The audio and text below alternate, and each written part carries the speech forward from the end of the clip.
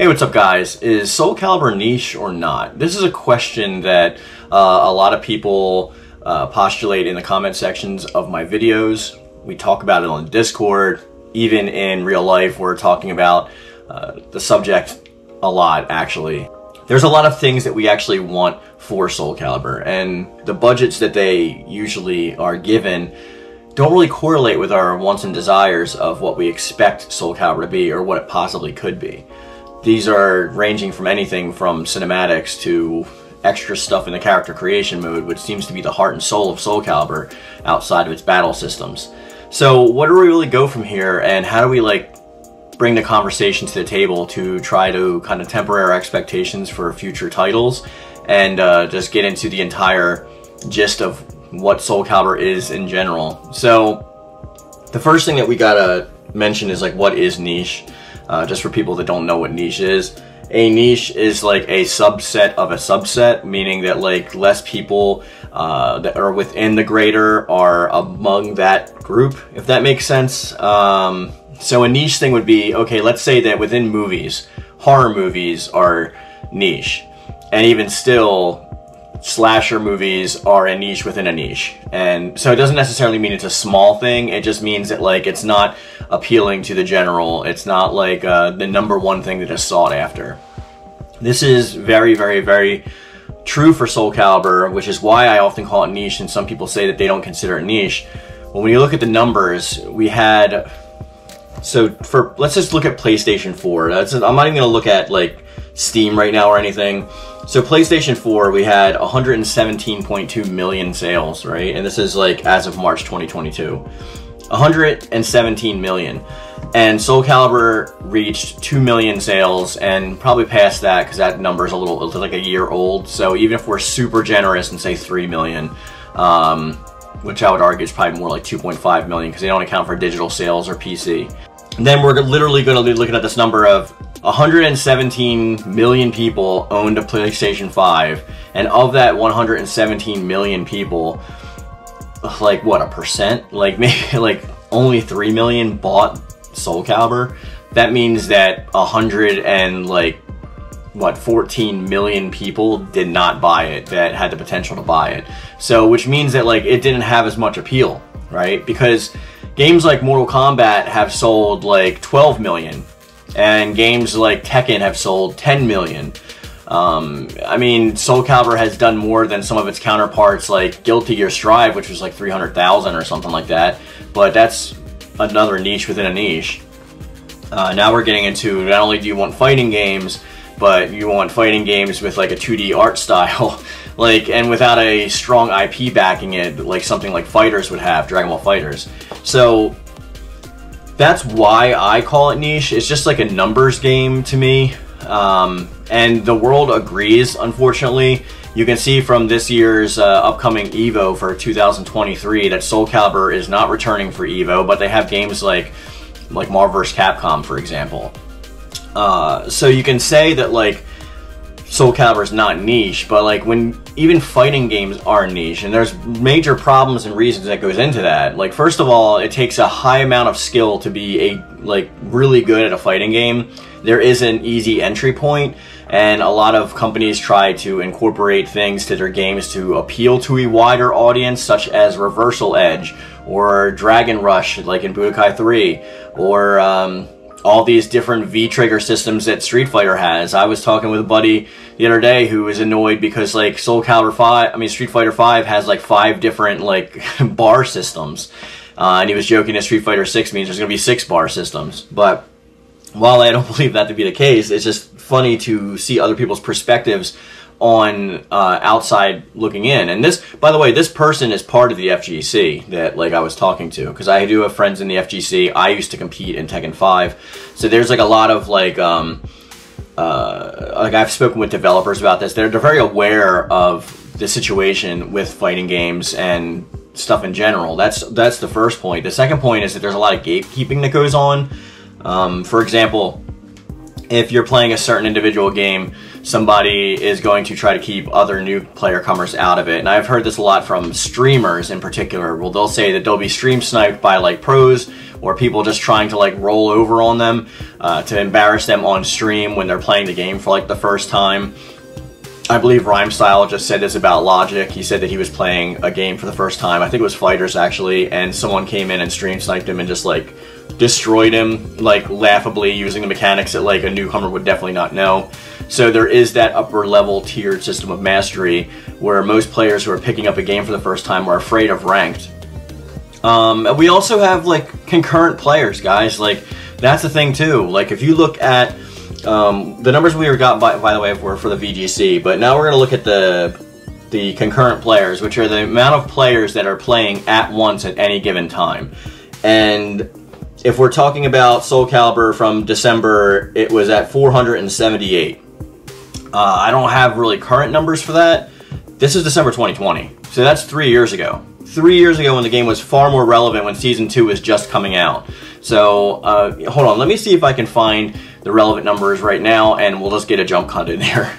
Alright, so we are back, and the concurrent players for now are actually a lot lower than they were before. So we have, within the last 30 days, 229 people.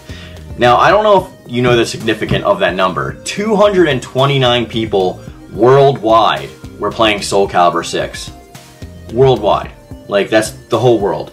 And, I mean, you compare this with some other games, like I'm using references on my phone for notes, just so I don't get any of these numbers mixed up when we're talking about stuff.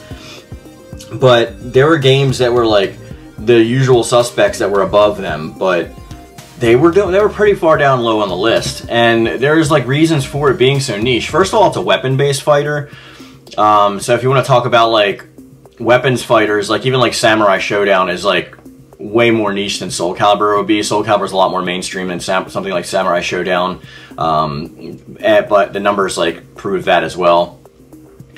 But if you're talking about like Soul Calibur being big, like Soul Calibur on its best days sells like 2 million, 2.5 million copies, whereas, you know, Tekken will just do like regularly 6 to 8 million copies and just pass 10 with Tekken 7. Granted, that game's a special case because it's been out for so long, but I don't know. There are like subtleties to this game that people will not like, and even players that are trying to appeal to new players, let's say Reversal Edge, that is the most single divisive thing I've seen ever in Soul Calibur history. As long as I've been covering Soul Calibur, as long as I've been playing Soul Calibur, I hear more stuff against Reversal Edge than I've heard about Soul Calibur 5. Like, I'm not even being, like, kidding. Like, I've had so many, every video I ever make on Soul Calibur, I'll have, like, a bunch of comments saying that, like, well, the reason they dropped it is because of Reversal Edge. So, if there's a mechanic that the vast majority of this niche game don't find appealing, and even regular players are dropping it, and it's not being played in tournaments like EVO 2023, it's not on the docket anymore, and I've heard a lot of people say it's probably because of Reversal Edge, but that's like unconfirmed because a lot of high-level players say it's really easy to get around. But for casual players, it's a problem because of spamming, the bots especially. But, I mean, I personally don't have, like, too much of a problem getting away from it. The only problem I have is, like, hitboxes when it comes to, like, creative characters. But I think that most people are in agreement that Reversal Edge was pretty much a bad decision to be implemented into the game, and it should be nerfed at the very least, and it should be removed if the community gets their desired wishes in 7. But this just goes back to tempering our expectations, because if you're expecting, if you're like for right now, if you're seeing these beautiful Tekken 8 graphics, right, and you're seeing this amazing game put in there, there may be some Tekken team that's helping work on Soul Calibur 7 just because they sometimes share back and forth because they're sister studios under the same umbrella publisher. But that doesn't mean that they're going to get the same amount of budget to be able to have the same amount of time, to have the same amount of people, to have the same amount of hours. All of this stuff goes into budget. And then, like, you also have marketing also, which is part of that. So if you have, like, if Tekken has, like, 100 people, but their budget is, like, $100 million, Soul Calibers would surely be like $20 million, and they're going to have a team of like 20 to 30 people. And that's for working on the entire game and with outside help.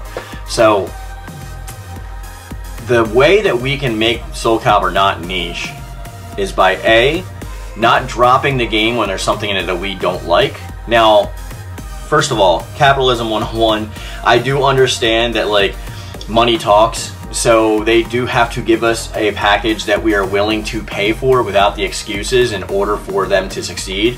I totally get that. I'm just saying that if we as fans want to see the series continue, usually the only way that that happens is also numbers, like buying the game, concurrent players, like trying to push to get this put in local tournaments and then eventually national tournaments and worldwide tournaments.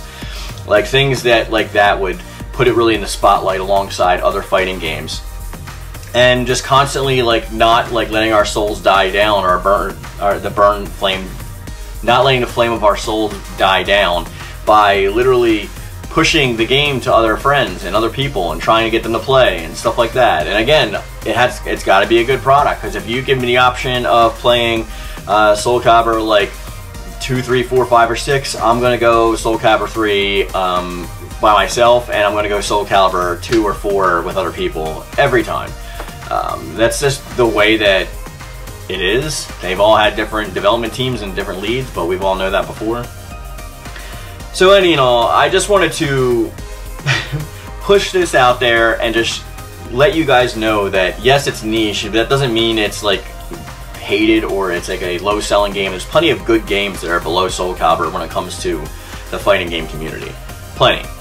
It doesn't mean that it's like a bad game, but it does need support. It does need us to vocalize that we still want these things to happen. And I don't know if Soul Calibur will ever not be niche, because it's always in the history of its existence done somewhere between 1.5 million copies and 3 million copies. It's never gone outside of that window. And a lot of that has to do with decisions that the developers made, the studio put on them from Bandai Namco, a lot of the budgetary constraints, a lot of the different systems they've tried to put in, a lot of the different development teams that have worked on every different game. There's just a lot that goes into that. So do I think it'll ever sell as much as like Tekken? It's possible. I mean, there was a time when they were like kind of rival-ish, but a lot of work needs to be done.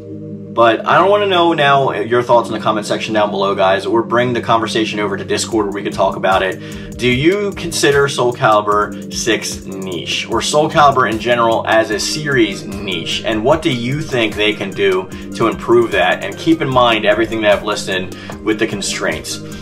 Any and all thoughts are always welcome. As I always say, guys, I love it. Thank you. And thank you.